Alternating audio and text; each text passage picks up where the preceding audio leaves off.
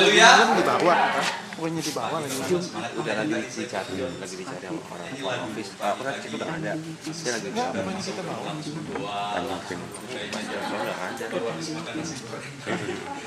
Lagi malam kita mau jadi bawah.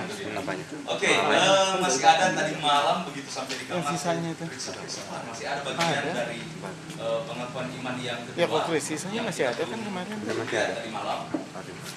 Gimana? Yang terakhir Kelantung pesan plastik namanya yaitu Tuhan Yesus Kristus. Kita semalam tadi malam baru sampai di Enggak sama makanan ya, itu mah terus bisa yang sendiri. tiga ayat-ayat Kalau kita yang kelupaan, menjelaskan ayat-ayat yang front office memberikan kemarin. Ternyata pengertian pemahaman tentang ketiga pribadi Allah. Yang terakhir keesaan namanya yaitu Tuhan Yesus Kristus, Bapa, Anak, dan Roh Kudus Roti. dengan nama mereka yang esa Kayaknya kita yaitu terakhir ya. Tuhan Yesus Kristus. Cuma bertiga. Bapa dan ya udah Anak Bapak coba serta cari. Roh Kudus itu bukan nama. Ya, ini saya rasa ini sudah hampir selalu kita dengar, itu bukan nama, tetapi itu gelar, itu predikatnya mereka. Masing-masing punya nama. Nama Bapa itu 6.823 kali disebutkan dalam Alkitab dengan tulisan huruf kapital semua. Tuhan, Yehova, atau Yahweh, ya terserah lah kita mau bilang apa, karena sampai sekarang orang Israel sendiri nggak tahu mau baca itu apa kan. Ramadan itu YHWH, orang bilang Yehova, Yahweh, apalagi Yahuwah, terserah. Tidak ada yang sebenarnya tidak ada yang bisa baca itu sampai sekarang. Bukan tidak ada, sebab pemahamannya adalah ketika Musa terima 10 hukum Taurat, ada satu aturan, satu bagian dalam hukum Taurat yang begitu tidak ada oleh orang Israel. Jangan menyebut nama Tuhan Allahmu dengan sembarangan. Nah, orang Israel punya kegentaran, punya rasa takut, rasa hormat yang besar terhadap nama itu, sehingga nama YHWH itu penyebutannya hanya di dalam ibadat kepada Tuhan saja. Hanya di ruang lingkup tabernakel yang ada pada waktu itu. Di luar, mereka kemudian menggantinya dengan Adonai. Mereka menyebut dengan Adonai. Nah, nama atau YHWH ini kemudian jarang sekali disebutkan, jarang sekali diucapkan, dan lama-lama hampir tidak ada yang tahu. Bahkan begitu menghormatinya nama ini, saya pernah katakan para ahli Alkitab, para penyalin Alkitab Perjanjian Lama, orang-orang Ibrani, kalau bertemu dengan nama ini mereka lakukan ritual yang khusus. Ketika salin ketemu huruf YHWH itu, pena yang lama dilepaskan, cuci tangan, ambil pena yang baru, tulis huruf Y-nya, dipatahkan penanya, cuci tangan lagi, ambil pena yang baru. Nah, bayangkan kalau satu perikop saja ada 5 nama YHWH di situ. Berapa pena yang akan jadi korban? Mereka harus cuci tangan supaya katanya ketika menulis nama Tuhan, nama itu tidak dicemarkan. Siapa tahu saja tangan mereka kotor, siapa tahu saja tangan mereka najis. Jadi harus cuci tangan. Kenapa pena yang dipakai menulis huruf lain tidak boleh dipakai menulis 4 huruf YHWH itu? Supaya mungkin katanya pena itu pernah dipakai tulis kalimat-kalimat yang lain yang kalau dipakai menulis nama Allah akan merusak kesucian nama Allah itu. Jadi tidak boleh dipakai. Pena yang pernah dipakai menulis nama Allah harus dipatahkan supaya tidak dipakai lagi menulis tulisan lain yang juga akan mencemari nama Allah. Itu sebabnya sampai sekarang tidak ada lagi yang tahu. Saya pernah kirim email ke salah seorang rabi Yahudi. Saya tanya, saya bilang saya orang Indonesia, saya tertarik dengan Yudaisme, tapi saya sampai sekarang bingung dengan Tetragrammaton ini, 4 huruf mati. Sebenarnya kalian orang Yahudi baca apa? Dia kemudian jelaskan, Yehova itu asalnya dari Jerman sebenarnya, dimunculkan di Jerman. Tetapi dia bilang sampai sekarang kalau mau tanya orang Yahudi tidak ada yang bisa ucapkan nama itu. Kalaupun ada yang tahu, mereka tidak akan bisa mengucapkan karena menghormati nama Tuhan. 6.823 kali di dalam Alkitab ada ayat-ayat yang menulis tadi. Kemudian nama anak jelas sekali Matius 1 ayat 21, Di perjanjian lama dia disembunyikan sekian lama. Alkitab katakan dia menjadi rahasia yang tersimpan, terkurung selama berabad-abad. Nabi-nabi coba untuk memahami. Nabi-nabi coba untuk menyelidiki pribadi yang rahasia ini. Tetapi namanya tetap tidak pernah disebutkan. Nanti ketika dia menjelma, berinkarnasi jadi manusia, namanya dimunculkan, yaitu Yesus. Roh Kudus, Kristus yang diurapi. Jadi itu 3 nama. Kisah Rasul pasal 2 ayat 36 dikatakan Yesus itu dijadikan Tuhan dan Kristus. Kemudian Rasul Paulus katakan di Kolose pasal 2 ayat 9, Kristus itulah kepenuhan kealahan. Saya katakan tadi malam, bisa juga kita tidak akan lihat ada 3 pribadi. Hanya satu pribadi, Bapa, Anak, dan Roh Kudus, yaitu Tuhan Yesus Kristus. Perhatikan bagaimana para murid menerjemahkan penggunaan nama Allah. Dalam amanat agung Tuhan Yesus sampaikan baptis murid-murid atau orang-orang percaya dalam nama Allah Bapa, Anak laki-laki, dan Roh Kudus. Faktanya ketika murid-murid membaptiskan orang-orang di kitab Kisah Para Rasul, ada 2 variasi yang muncul. Ada yang pakai nama Tuhan Yesus, ada yang baptis dalam nama Yesus Kristus. Tuhan Yesus, Yesus Kristus. Ada ayat-ayat Matius atau Kisah Rasul 2 ayat 36-38. Petrus bilang baptis dalam nama Yesus Kristus. Kisah Rasul pasal 8, baptis dalam nama Tuhan Yesus. Cornelius, Kisah Rasul pasal 10, baptis dalam nama Yesus Kristus. Orang-orang di Efesus ya, atau Filipi, Efesus, dibaptis dalam nama Tuhan Yesus. Ya, kita ambil komplitnya. Tuhan Yesus Kristus, ketiganya dimasukkan di sini. Oke, ini cuma sisa bagian dari malam. Dan sebelum kita lanjut, saya ingin jawab pertanyaannya Des. Yohanes pasal berapa tadi malam? 14:28, Bapa lebih besar ya. Sehingga ada indikasi di situ bahwa tidak setara dong. Bapa, Yesus sendiri sebagai anak mengaku Bapa lebih besar. Ya kan? Bagaimana mungkin dikatakan setara? Mari kita buka Ibrani pasal 2. Ibrani pasalnya yang kedua.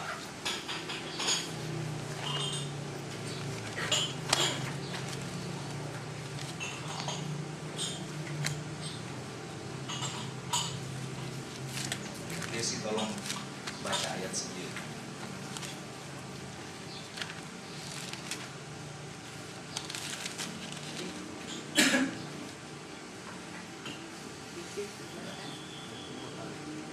Ibrani pasal 2 ayatnya yang ke-9.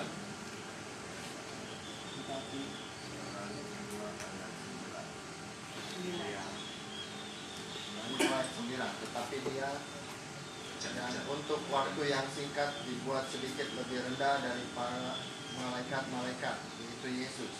Kita lihat yang oleh karena penderitaan maut dimahkotai dengan kemuliaan dan hormat, supaya oleh kasih karunia Allah ia mengalami maut bagi semua manusia.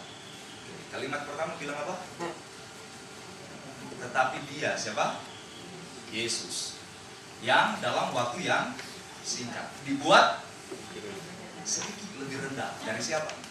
Bukan hanya dari Bapa, bahkan dari malaikat dibuat sedikit lebih rendah dalam waktu yang singkat. Waktu yang singkat itu menunjuk pada apa? Masa ketika Yesus berinkarnasi jadi manusia. Ketika dia berinkarnasi jadi manusia dengan kualitas manusia 100%. Orang suka bilang begitu. Dengan kualitas manusia seutuhnya. Dia seolah-olah derajatnya. Ketika Yesus bicara di Yohanes pasal 8, berapa tadi? Yohanes pasal 14, Yesus bicara bukan dalam keadaan hanya sebagai Allah, tetapi nyecurnya waktu itu juga sebagai manusia yang dalam keadaan ini dikatakan waktu yang singkat itu 33,5 tahun. dia bahkan ada dalam keadaan sedikit lebih rendah di bawah malaikat. Kualitas kemanusiaan. Tetapi kalau dia bicara sebagai Allah yang ada sepenuhnya di dalam dia, mereka setara. Bisa?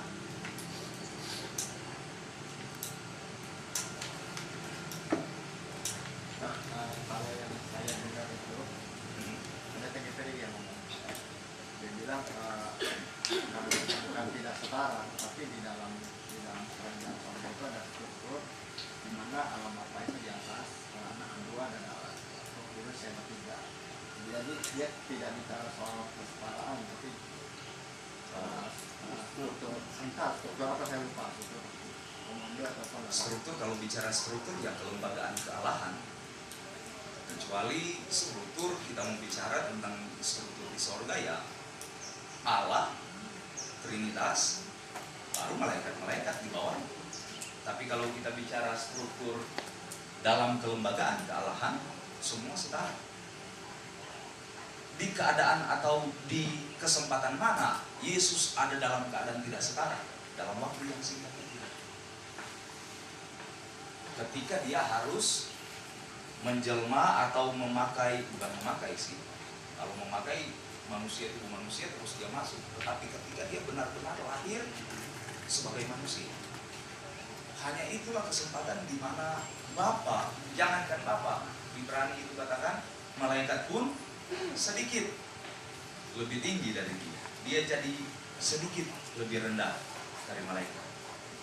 Kita ingat Filipi pasal 2 itu kan? Yesus telah merendahkan diri, bahkan lebih rendah dikatakan di situ. Dia mati sebagai manusia dengan kematian yang begitu rupa. Jadi hanya dalam keadaan dia jadi manusia, ketika dia berinkarnasi, dia ada dalam keadaan yang sedikit lebih rendah dari malaikat, dari Bapa. Sebabnya dia katakan Bapa lebih besar dari anak. Oke, bisa. Mungkin kalau ketemu hamba Tuhan itu, kalau ketemu Bapak Gembala kita, Dari tamu. kan? Ya coba. Cobalah. Sebab kalau sudah bilang ada ketidaksetaraan dalam ketiga kelembagaan itu, bagaimana? Malam ini mungkin ketemunya sama Timotius, paling nggak usah bapak-bapak. Sama istri cukup lah. Nanti coba saya konfirmasi, kemudian saya telepon. Oke? Ini udah. Kita masuk yang berikut saja. Yang ketiga. Kami percaya Allah pencipta alam semesta dan manusia seperti tertulis dalam kitab Kejadian. Kejadian 1 dan 2, Yohanes 1 ayat 1 sampai 3, Kolose 1 ayat 16. Penciptaan adalah permulaan dan dasar dari semua pernyataan Allahi. Ya, kita mendapat pernyataan yang Allahi yang bagaimana kalau tidak ada peristiwa penciptaan, kan? Kita tidak bisa mengenal, bahkan kita sendiri tidak akan ada kalau tidak ada peristiwa penciptaan. Jadi itu dasar yang sangat dasar permulaan dari semua pernyataan, dan sebagai akibatnya juga merupakan dasar dari semua kehidupan etis dan religius. Artinya kehidupan etis adalah segala sesuatu yang kita lakukan dalam hidup kita, kita harus lakukan dengan mengingat bahwa suatu saat kita akan mempertanggungjawabkan semua kepada pencipta yang menjadikan kita. Apapun yang kita lakukan, saya katakan tadi malam, kenapa orang begitu gencar memunculkan teori evolusi? Supaya kalau tidak ada Allah, kita tidak perlu bertanggung jawab. Bertanggung jawab kepada siapa? Kita jadi sendiri kok, nggak ada yang jadikan. Tapi kalau penciptaan itu diakui, maka mau tidak mau manusia dalam segala tingkah laku, tindak tanduk keseharian hidupnya itu akan dipertanggungjawabkan kepada pencipta. Kita harus bertindak seperti apa yang pencipta kita inginkan dan harapkan. Ada etika yang baik di sini. Kemudian secara religius. Tentunya kalau kita tahu ada yang menciptakan, ada Allah pencipta itu, maka kita harus memuji dan menyembah Allah pencipta itu. Orang-orang yang tidak mengenal Allah, yang kemudian menjadi animisme, penyembah berhala dan lain sebagainya, sebenarnya mereka tidak dapat disalahkan sebenarnya, karena itu adalah sifat dasar manusia sebagai wujud dari apa yang Allah taruh di dalam diri manusia, roh yang punya keinginan untuk menyembah. Masalahnya adalah ketika mereka lihat alam semesta, mereka tahu ada yang menciptakan, mereka tidak kenal siapa yang menciptakan alam semesta itu.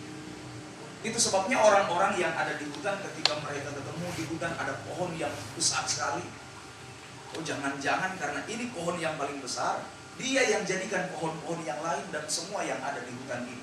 Kalau begitu, mari kita bawa sesajen atau persembahan ke pohon besar itu. Karena mereka tidak mengenal siapa yang jadikan pencipta, yang menciptakan.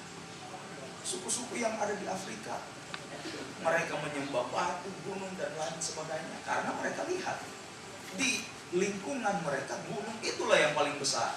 Ya jangan-jangan karena dia yang paling besar, dia yang jadikan yang lain. Ayo kita sembah dia yang paling besar itu. Manusia menyadari bahwa di luar dirinya ada satu kekuatan hebat yang besar yang menjadikan alam semesta ini. Masalahnya mereka tidak mengenal siapa yang jadikan itu. Sekalipun ada keinginan secara religius. Nah, bagian kita lah yang harus memberikan kesaksian kepada mereka.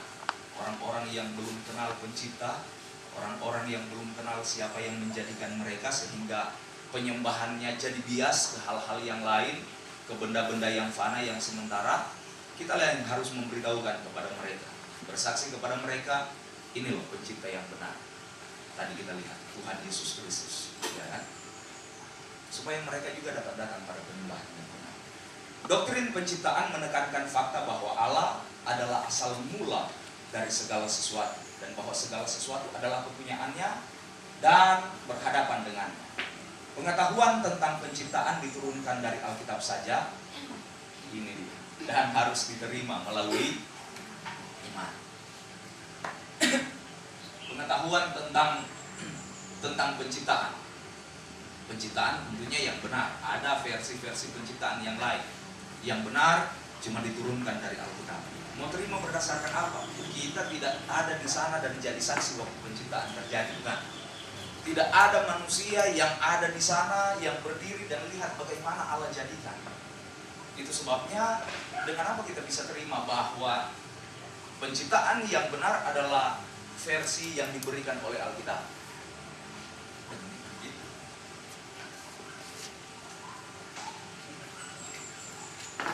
Sebab waktu itu cuma ada Allah, kata Alkitab, tidak ada hal yang lain. Dia bilang jadi, maka jadi. Manusia diciptakan hari terakhir. Bagaimana mungkin kalaupun binatang bisa bicara? Bagaimana binatang dapat menceritakan bahwa pada mulanya terang itu jadi? Iya betul, Allah yang jadikan. Tidak bisa. Terang sendiri tidak bisa bersaksi bahwa terang secara fisik, ya, bukan terang dalam pemahaman Allah itu terang. Terang sendiri tidak dapat bersaksi bahwa oh iya waktu itu cuma ada Allah, karena waktu itu terang sendiri belum ada kan. Pada mulanya Kejadian 1 ayat 1 itu cuma ada Allah, tidak ada saksi lain. Nah Allah itu yang kemudian mengilhamkan para penulis Alkitab tulis seperti ini. Kita mau terima dengan apa? Hanya dengan iman. Tidak ada cara lain untuk dapat menerima bahwa dunia ini diciptakan oleh Allah pencipta alam semesta itu, kecuali dengan iman. Ibrani 11 ayat 3. Tidak ada hal lain. Logika kita harus dituntun untuk mengikuti iman. Jangan sampai iman kita dibawa, kita balik, iman kita dibawa untuk mengikuti logika kita. Itu bukan iman namanya kalau dasarnya adalah logika. Iman itu Ibrani 11 bilang justru itu yang jadi dasar. Dari apa? Dari hal-hal yang tidak kita lihat. dari hal-hal yang tidak kita ketahui. Itu adalah dasar. Bukti Alkitab mengenai penciptaan. Bukti bahwa Allah adalah pencipta alam semesta tidaklah ditemukan dalam satu ayat tunggal yang terbatas dalam Alkitab. Jadi bukan cuma satu ayat saja yang ceritakan tentang penciptaan yang dikerjakan oleh Allah, tetapi dapat ditemukan dalam setiap bagian firman Tuhan. Bukan dengan penafsiran yang meragukan. Artinya begini, bukti-bukti tentang penciptaan itu bukan diberikan dalam Alkitab dalam kalimat-kalimat yang tersamar sehingga kita harus coba untuk memahami ini maksudnya apa. Baru kemudian ditarik kesimpulan, oh ini pasti tentang penciptaan. Tapi ayat-ayatnya di sana dikatakan gamblang sekali diberikan. Dinyatakan dengan sejumlah besar ayat yang jelas dalam pernyataan yang sama sekali tidak meragukan. Ya, pernyataannya pernyataan langsung, pernyataan-pernyataan yang tidak perlu ditafsirkan lagi. Pada mulanya Allah menciptakan langit dan bumi. Mau tafsirkan bagaimana lagi itu ayat itu?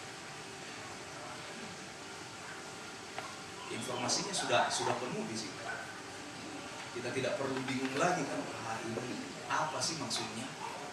Tidak seperti benih itu jatuh di tanah yang berbatu-batu. Kita masih harus pikir maksudnya apa ini? Ada arti tersembunyi di dalamnya, apa artinya? Tapi kalau tentang penciptaan tidak disebutkan seperti itu. Yang membicarakan ya, ayat-ayat jelas dalam pernyataan yang sama sekali tidak meragukan, yang membicarakan tentang penciptaan dunia sebagai suatu fakta historis. Dua pasal pertama dalam kitab Kejadian memaparkan dengan panjang lebar tentang penciptaan, yang kemudian dibicarakan secara terperinci dalam bagian Alkitab lain, dalam bagian lain Alkitab yang dapat diklasifikasikan dalam beberapa kelompok. Jadi informasi pertama memang Kejadian 1 dan Kejadian 2. Itu informasi yang cukup lengkap mengenai penciptaan.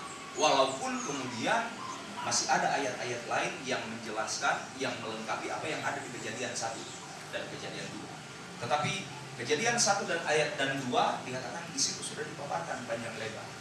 Bagaimana Allah menciptakan langit dan bumi. Kemudian Kejadian 2 yang seolah-olah bertentangan dengan Kejadian 1 itu adalah penjelasan tentang apa yang terjadi di Kejadian pasal 1.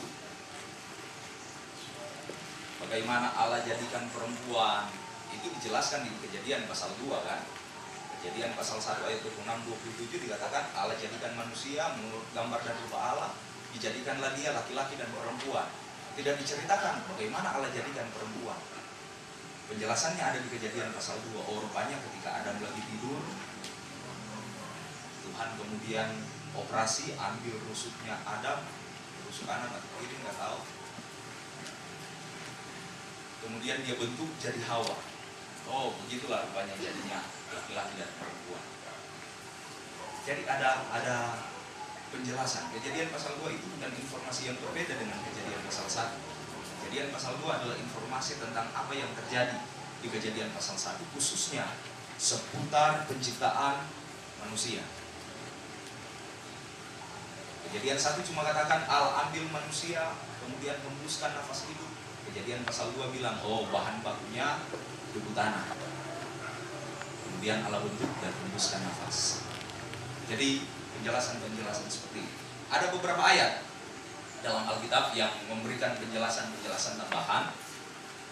Misalnya Yesaya 40 ayat 26, 28, Amos 4 ayat 13. Ayat-ayat ini menekankan mengenai kemahakuasaan Allah dalam penciptaan. Kemudian Mazmur 90 ayat 2 dan seterusnya. Dia menekankan tentang pemuliaan Allah di atas alam semesta sebagai Allah yang besar dan tidak terbatas. Allah yang luar biasa, yang besar, yang tidak terbatas dimunculkan dalam Mazmur itu. Yesaya 40 ayat 12 sampai 14, Yeremia dan Yohanes menekankan tentang kebijaksanaan Allah dalam penciptaan. Allah itu, kalau kita belajar tentang penciptaan, luar biasa. Manusia adalah makhluk ciptaan yang termulia, tapi yang diciptakan paling terakhir. Kita selalu manusia beranggapan begini, kalau yang termulia harusnya yang paling pertama. Bagaimana kok yang paling mulia dijadikan yang paling terakhir? Tapi itulah kebijaksanaan Allah. Coba kalau kita dijadikan karena kita yang paling mulia, kita kemudian diciptakan pada hari pertama, apa yang akan jadi? Tidak ada terang, manusia mau tinggal di mana? Tidak ada tanah, laut dan daratan masih campur baur, tidak ada penunjang kehidupan, pohon-pohon, binatang dan lain sebagainya. Jadi bersyukurlah kita, biarpun diciptakan yang terakhir, karena Allah bijaksana dalam penciptaan. Dia siapkan dulu segala sesuatu yang menyokong kehidupan kita, kemudian Dia berikan kehidupan itu sendiri kepada kita. Dari sini kita bisa belajar begini. Artinya kalau Allah izinkan kita hidup sampai hari ini, tidak usah terlalu takut dan khawatir dengan hari yang akan kita jalani. Karena kalau Dia izinkan kita hidup hari ini, sebelumnya Dia sudah siapkan segala sesuatu untuk penyokong kehidupan kita. Ini maka berapa? Kalau Dia tidak akan sediakan penyokong untuk kehidupan kita hari ini, ya sudah, Dia akan berhentikan hidup kita dari malam.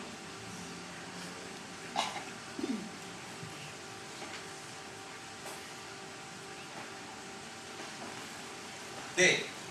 Menunjukkan sudut pandang kedaulatan Allah dan tujuan penciptaan. Sudut pandang kedaulatan Allah. Allah berdaulat atas semua ciptaan. Apa tujuan Allah menjadikan segala sesuatu yang ada? Alam semesta ini cuma satu, menunjukkan bahwa Dia Allah yang berdaulat. Dia Allah yang mengatur, yang mengatasi segala sesuatu. Dia Allah yang dapat mengontrol segala sesuatu. Dia Allah yang dapat melakukan segala sesuatu. Tidak ada yang dapat mengganggu-gugat kedaulatan Allah. Kasarnya ini, kasarnya. Kita hidup sebaik apapun, kalau Tuhan bilang jalan keselamatan cuma melalui Yesus, siapa yang bisa memprotes? Sorga punya gua, Tuhan bilang. Kalau aturannya saya tetapkan begini, kita mau bikin manusia, mau bikin seperti apapun, jalan buka jalan lain, mau protes, Tuhan bilang saya yang berdaulat. Sorga punya saya. Saya yang tentukan cara mau masuk sorga seperti apa. Menurut anggapan manusia mau seperti apapun, kalau tidak sesuai dengan kehendak Allah, mau hidup baik sebaik apapun, kalau tidak percaya Yesus, Alkitab bilang keselamatan hanya ada di dalam Yesus. Untuk menuju kepada Bapa tidak ada jalan lain. Datang ke tempat ini, ke Cisarua, ya kalau macet kita masih bisa cari jalan tikus kan? Mendaki lebih jauh tapi lebih cepat bisa sampai. Tapi kalau ke sorga nggak ada jalan lain, nggak ada jalan tikus, cuma ada jalan tol, Yesus Kristus. Membicarakan penciptaan sebagai karya fundamental Allah, karya Allah yang luar biasa. 1 Korintus, Kolose dan seterusnya. Itu ayat-ayat yang membicarakan tentang penciptaan, tetapi dengan penekanan-penekanan tertentu.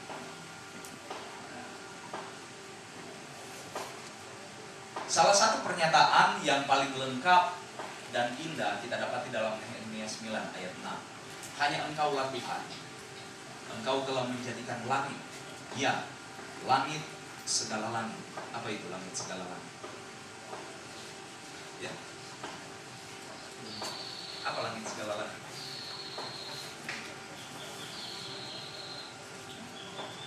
Ya. Apa takutmu bilang? Langit yang mengatasi segala langit itu surga. Paulus bilang, aku pernah tahu tentang seseorang yang dibawa naik ke langit tingkat 3 kan? Dia bilang langit tingkat 3. Berarti ada langit tingkat pertama, langit tingkat kedua, langit segala langit, surga, dan bala tentaranya, malaikat. Kalau langit yang lain, bala tentaranya itu sering bicara tentang alam semesta, bulan, bintang, dan lain sebagainya.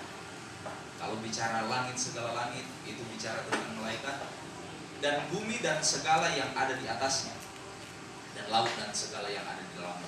Engkau memberi hidup kepada semuanya itu, dan bala tentara langit sujud menyembah kepada-Mu. Bicara tentang penciptaan Allah dalam bentuk yang ringkas.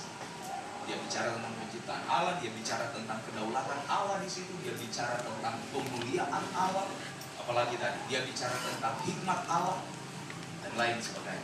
Ayat lain yang menekankan kenyataan bahwa Tuhan adalah pencipta alam semesta dapat dibaca di sini. Yesaya ada di makalah itu. Yang kedua, Allah sebagai pencipta.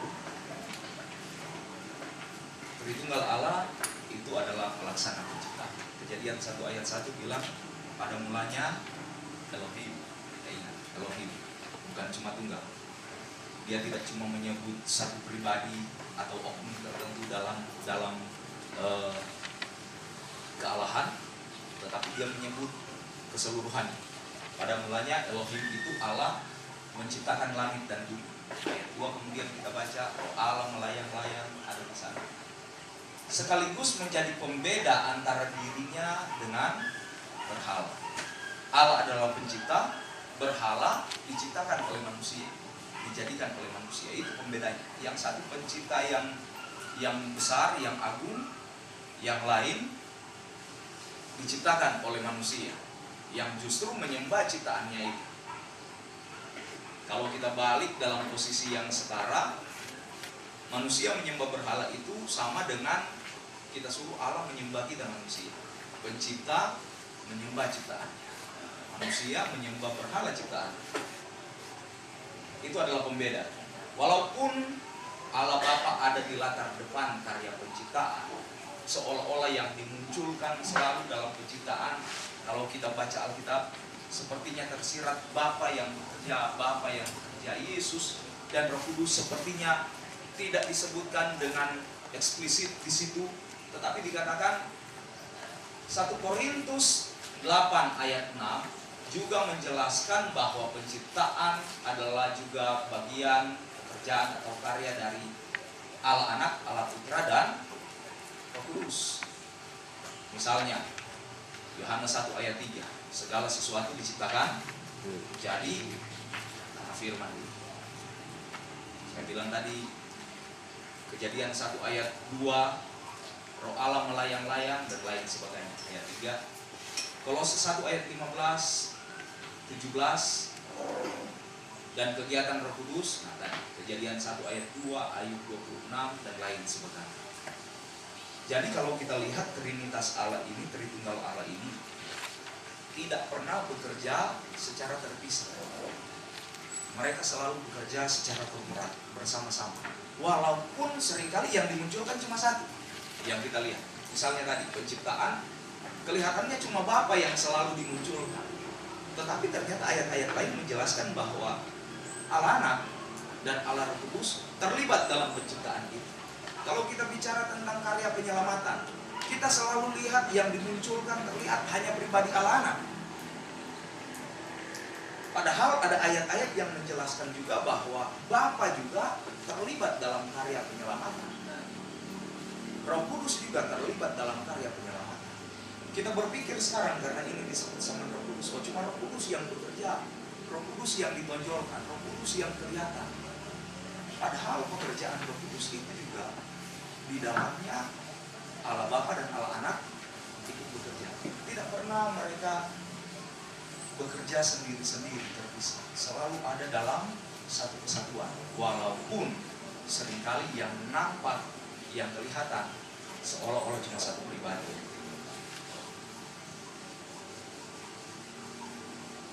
Alkitab dimulai dengan satu pernyataan sederhana. Pada mulanya Allah menciptakan langit dan bumi. Arti penting dari kalimat pembuka Alkitab ini adalah dunia ini punya permulaan. Ada banyak hukum fisika, hukum dunia, hukum kebekalan materi, hukum apa lagi. Materi itu sebelum dan sesudah proses, sebelum dan sesudah reaksi itu tetap sama. Segala sesuatu di dunia ini ada permulaan. Segala sesuatu di alam semesta ini ada permulaan. Alkitab juga membicarakan permulaan-permulaan ini dalam bagian lain ayat-ayat ini. Permulaan dunia dimulai ketika Allah mulai menciptakan. Jadi segala sesuatu, Kejadian 1 ayat 1 itu bilang Allah bermula dari Allah. Dimulai dari Allah. Ketika Allah mulai bicara, ketika Allah mulai bergerak, ketika Allah mulai bertindak untuk menciptakan, segala sesuatu jadi. Allah bebas bertindak dalam penciptaan menurut kehendaknya yang berdaulat. Tidak bisa diintervensi oleh siapapun. Ya, kita mungkin akan bilang, ya siapa yang mengintervensi? Cuma Allah yang ada pada waktu itu. Tapi kalau kita membaca Alkitab susunan-susunannya, sebelum Allah jadikan langit dan bumi, Alkitab bilang Allah jadikan dulu malaikat-malaikat. Di kitab Ayub dikatakan di situ, bintang-bintang fajar atau bintang-bintang Allah bersorak-sorak ketika Allah letakkan dasar bumi. Artinya kalau malaikat-malaikat bersorak-sorak waktu dasar bumi ini diletakkan, artinya malaikat sudah ada waktu bumi dijadikan. Tetapi malaikat tidak bisa intervensi, oh ini kurang bagus, bagusnya begini. Kalau mau jadikan atau menciptakan, tidak bisa. Allah yang berdaulat. Dia tidak bisa diintervensi, dia tidak bisa diganggu oleh siapapun ketika dia menciptakan. Bebas bertindak dalam penciptaan menurut kehendaknya yang berdaulat. Ia menciptakan segala sesuatu. Ia cukup bagi dirinya sendiri dan tidak bergantung pada ciptaan. Ayat-ayat bilang, jangan pikir kalau kita beri sesuatu kepada Tuhan, orang Israel kasih persembahan kepada Tuhan, kemudian Tuhan akan hidup dari persembahan mereka. Dan kalau mereka tidak beri persembahan, Tuhan akan kekurangan. Tuhan tidak pernah bergantung kepada ciptaan. Dia cukup bagi dirinya sendiri. Dia punya kehendak mau jadikan manusia seperti apa. Hanya saja kadang-kadang manusia berusaha untuk menggugat kedaulatan Allah. Allah jadikan kita dengan tai lalat di jidat sini, kita gugat kedaulatan Allah. Kita bilang jelek, kau jadikan tai lalat di situ. Aku ubah dengan operasi plastik.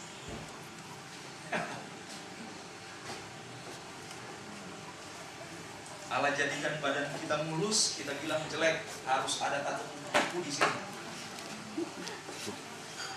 Itu pemberontakan terhadap kedaulatan Allah. Kalau kita pahami, orang tanya kenapa tato berdosa?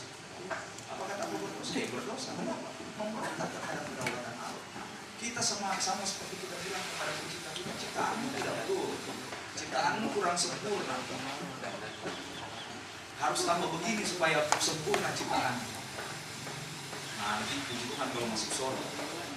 Tapi kalau masuk surga Tuhan tanya, kenapa?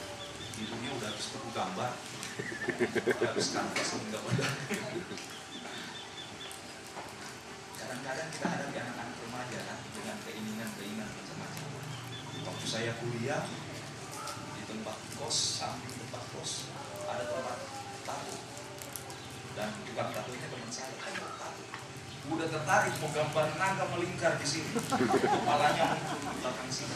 Udah tertarik sekali. Tapi saya cuma ingat, gembala bilang, guru sekolah minggu bilang, tato itu berdosa. Saya nggak tahu ayatnya yang bilang tato itu berdosa seperti apa. Makanya sampai saya jadi hamba Tuhan, saya berusaha cari tahu tato itu berdosanya apa. Tato itu berdosanya apa. Kalau kita bilang, ya memang jangan merajat tubuh. Saya coba cari pembelaan. Iya, tapi itu kan sebagai tanda berduka cita di perjanjian lama bilang. Jangan merajat tubuh sebagai tanda atau berduka cita sambil sampai kita meraja dulu, bikin tato tanda duka cita. Tapi ini kan kalau bikin tato tanda sukacita. Seni men. Bagus kan? Baru saya kemudian bicarakan oleh Tuhan, oh iya, itu pemberontakan ternyata terhadap kedaulatan Allah. Kita ubah suka-suka kita. Apa yang Allah berikan kepada kita, kita bilang salah dia ciptakan. Mungkin kita perlu kasih penjelasan itu ke anak-anak, apalagi yang di remaja-remaja, lagi ingin-inginnya coba sesuatu yang baru. Ya kalau ada di antara guru sekolah minggu yang udah punya tato ya boleh buat.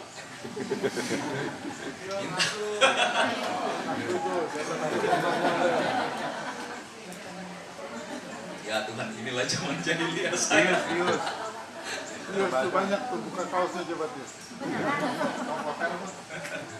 Kita harus tekankan ke anak-anak sekolah minggu, anak-anak remaja, untuk kita dapat menerima diri kita apa adanya. Sebagai ciptaan Allah yang mulia, tadi dikatakan sebagai ciptaan Allah yang unik, tidak ada duanya. Biarpun hidup saya nggak terlalu maju, Kalau yang rambut termasuk tato nggak? ya, Kalau yang rambut nyemir rambut bukan tato. Tato kan raja, Nah, nyemir rambut itu tuh berdosa kan? ya. Berdosa kan kalau yang rambut. Hilangin flek. Sama bilangnya kan apa kalau kita bilang melanggar kedaulatan agama, warna putih jadi warnanya beda. Masih bisa jadi warna aslinya lagi nggak? Yang bahaya adalah mengubah secara permanen. gua ngajak pulang besok. Kalau boleh tempat nggak boleh pakai whitening dong. Ya? Kalau whitening-nya berhenti pakai jadi hitam lagi enggak? Yang hitam jangan dibaikin ya. Saya di tempat pelayanan yang baru itu rata-rata cincingnya, alisnya, waduh saya bilang masih bukan cuma yang cincin, yang masih muda-muda alisnya Jatuh. sudah Pakai tatoan. saya bilang kasihan bentuknya udah nggak bisa berubah, udah begitu kan. Sudah jatuh dia. Tapi ini kalau udah tua kan ada banyak nih Ya itu alamiah kan tante. alamiah ya. Iya, siapa yang Jadi muncul kan? jangan dirubah. Iya, nggak usah dirubah tante. Oh berarti kalian gemuk nggak boleh kurus. Kalau makan, kalau makan kebanyakan. Nggak boleh serat lemak. Ah, yang berarti nggak boleh serat lemak. Iya. Mengubah sesuatu yang permanen yang Tuhan beri kepada kita. Kita harus memahami bahwa dalam hidup kita paling tidak ada, kalau saya pelajari ada 10 hal yang tidak dapat kita ubah. 10 hal yang tidak dapat kita ubah. Antara lain jenis kelamin. Ya. Iya. Boleh. Lu mau? Ya. Banci, Makanya kalau saya banci. bersyukur kepada Tuhan. Kalau Bapak Ibu bisa keliling dunia ketemu yang sama persis dengan saya bayar tiketnya keliling dunia. Yang pertama apa tadi? Jenis kelamin nggak bisa diubah. Siapa bilang nggak bisa? Buktinya si Mayang bisa diubah. Ya itu kalaupun kita ubah itu pemberontakan. Jenis kelamin apalagi orang tua nggak bisa kita ubah. Kita bisa punya orang tua angkat. Kita bisa bilang karena kita marah ke orang tua kita udah nggak mau akui sebagai papa atau sebagai mama. Tapi apakah kita bisa mengubah bahwa dia bukan papa dan mama kita? Nggak bisa. Kalau kita berusaha mengubah dengan tindakan-tindakan seperti itu, nggak mau akui, itu pemberontakan terhadap kedaulatan. Apalagi jenis kelamin, waktu kelahiran dalam sejarah, kita nggak bisa ubah. Jadi jangan bilang-bilang begini, kenapa Tuhan nggak kasih saya lahir tahun 45 ya? Kenapa saya harus lahir tahun 60-an, 70-an? Atau kenapa Tuhan kasih lahir sekarang, 20 tahun depan kek, baru saya lahir? Kita nggak bisa ubah itu. Karena penempatan kita dalam rentang waktu sejarah itu punya berhubungan dengan rencana Allah yang khusus bagi kita. Alkitab bilang di kitab Kisah Para Rasul, Daud melakukan kehendak Allah pada zamannya. Daud melakukan kehendak Allah untuk generasinya. Jadi jangan paksa dan dalani misalnya untuk lakukan apa yang harusnya generasi kita atau anak kita lakukan. Jangan juga paksa untuk kita lakukan apa yang harus anak atau cucu kita lakukan. Daud lakukan kehendak Allah pada zamannya. Hal yang spesifik saja, pembangunan bait suci. Bagian Daud adalah kumpul semua bahan supaya tersedia. Bagian bangun adalah bagian siapa? Bagian Salomo. Daud nggak bisa ganggu juga. Salomo ketika dia bangun, tinggal mau bangun, tidak perlu pusing lagi mau pikir bahan bangunan dari mana.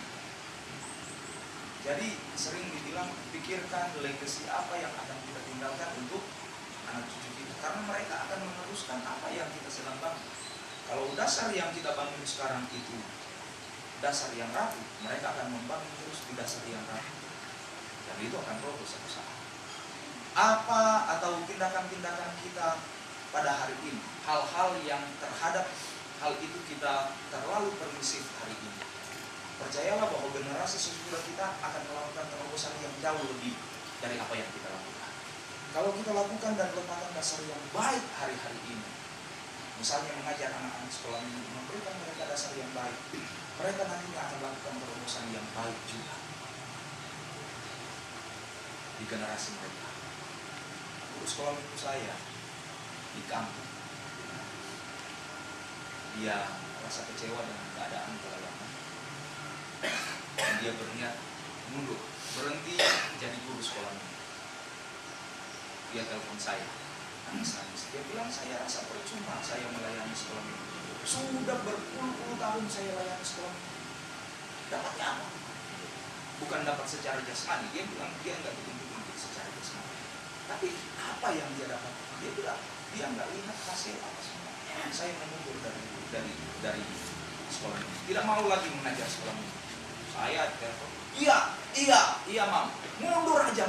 Memang melayani guru sekolah minggu gak ada gunanya sama sekali, saya bilang. Gak ada gunanya sama sekali. Bayangkan saja, yang satu angkatan dengan saya, kami 4 hamba Tuhan. Kalau satu saja dari kami bisa bawa jiwa 1 orang kepada Tuhan, berarti ada 4 jiwa baru yang kami bawa kepada Tuhan.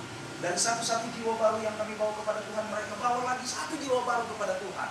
Berarti ada 8 jiwa baru. Udah, berhenti aja. Kalau anggap itu memang bukan apa-apa, bukan sesuatu yang dihasilkan dari Tuhan, berhenti aja, berhenti. Ya langsung dia, saya dengar suaranya mulai. Saya bilang, udah jadi berhenti kan?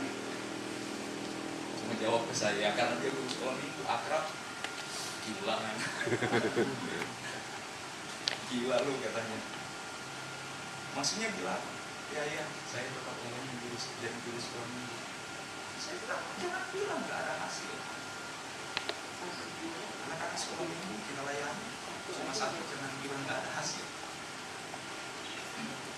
Kalau nanti ada email, saya bagikan kisah tentang seorang hamba Tuhan yang pernah layani di dalam Afrika. Dia layani cuma 1 jiwa. Ketika dia melayani, istrinya mati kena malaria. Anak sulungnya mati, tinggal bayi yang lahir di dalam itu yang dia bawa pulang ke surga. Suatu saat anak ini bertumbuh besar, si hamba Tuhan ini penuh dengan kita. Dia bilang ke keluarganya, pokoknya kalau ada dia jangan sebut-sebut nama Tuhan.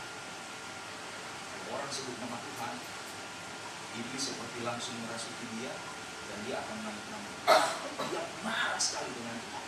Tapi dia berangkat begini, saya sudah perlu seluruh hidup saya tinggalkan Swedia, negara yang makmur, datang ke mana waktu itu, ke Kenya, Kongo kalau tidak salah, jadi misionaris di sana. Dia bilang, apa yang saya dapatkan? Istri saya Tuhan ambil, anak saya yang laki-laki yang sulung Tuhan ambil.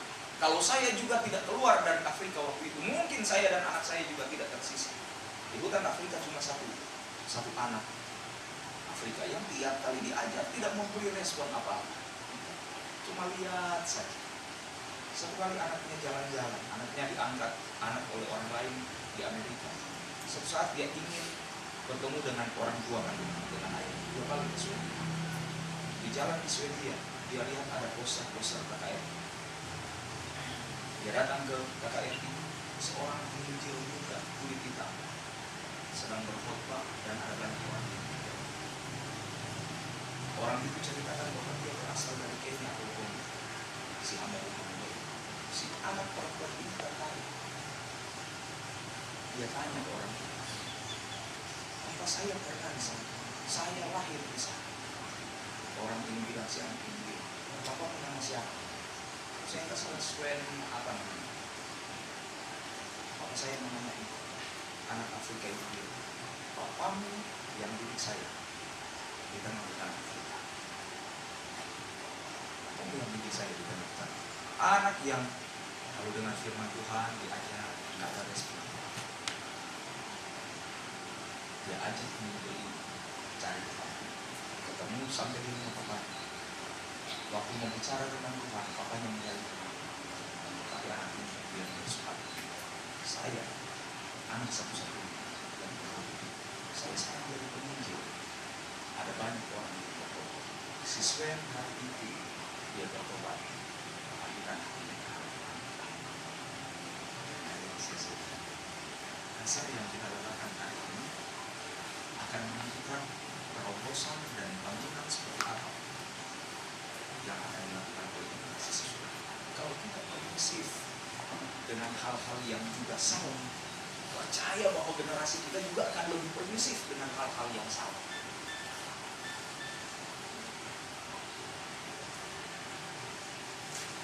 Sorry, kalau mungkin agak kita terlalu permisif dengan baju yang dikenakan oleh anak-anak yang kita tidak pernah mau mengikuti mereka.